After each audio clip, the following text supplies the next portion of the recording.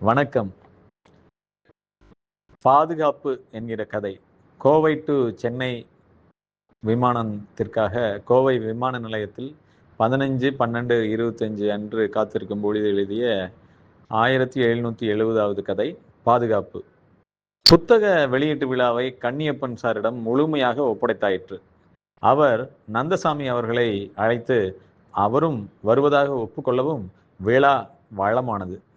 சரவெடி வழக்கம் போல பல திட்டங்கள் போட்டு எதையும் நிறைவேற்றாமல் முதல் நாள் இரவே ஈரோடு போய்விட்டார். மன்னன் போன் செய்து டாக்டர் கண்மலர் விழாவிற்கு வருவார் என்கின்ற பரபரப்பான செய்தியை தெரிவித்தார். ஏனென்றால் கண்மலருக்கு தெரிந்ததும் தெரியாததும் ஆகிய இரண்டும் தான் காரணம். பேச்சை ஆரம்பிக்க தெரியும், நிறுத்த தெரியாது. பேச்சின் டெசிபலை கூட்ட தெரியும், குறைக்க தெரியாது. எங்கே போக வேண்டும் என்று தெரியும், எப்படி என்று தெரியாது. விழா ஈரோட்டில் என்று தெரியும், யார் நடத்துகிறார்கள் என்று தெரியாது. உதவி கேட்க வேண்டும் என்று தெரியும், எப்படி யாரிடம் கேட்பது என்று தெரியாது.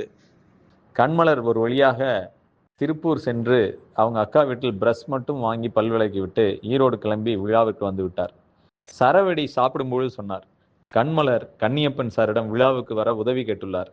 அவர் சரவெடி எண் என்று வேறொரு நண்பரின் பெயரையும் எண்ணையும் கொடுத்துள்ளார்.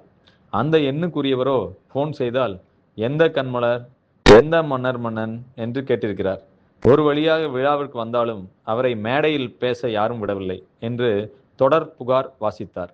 விழா முடிந்து திருப்பூருக்கு ரஞ்சிதா அன்கோ அம்மாவை பார்க்க கிளம்பிய போது அந்த வாகனத்தில் சரவெடியால் ஏற்றப்பட்டார். அவர்கள் வந்த வாகனம் எங்கள் வாகனத்தின் பின்னால் வந்தது. மன்னன் தொலைபேசியில் தொடர்பு கொண்டார்.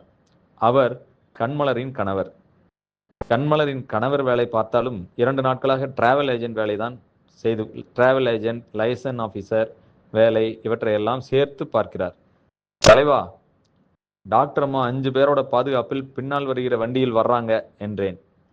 சார், அவங்க பாதுகாப்பு இருக்கட்டும், அந்த 5 பேரோட பாதுகாப்பை பற்றி தான் நான் கவலைப்படுகிறேன் என்றார்.